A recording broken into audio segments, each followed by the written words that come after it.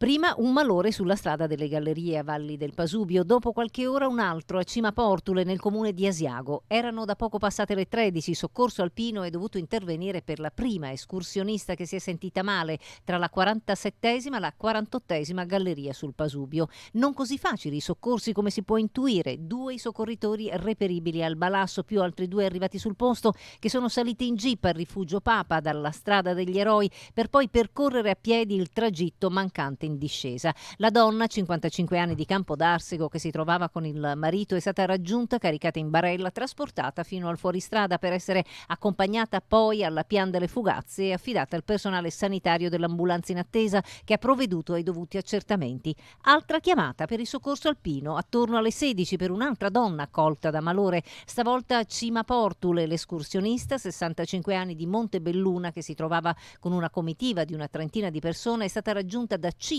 soccorritori arrivati in un fuoristrada per poi proseguire a piedi con una camminata di 50 minuti. Dopo averla caricata in barella, la squadra l'ha trasportata alla jeep. Da lì l'ha accompagnata direttamente all'ospedale di Asiago per le verifiche del caso.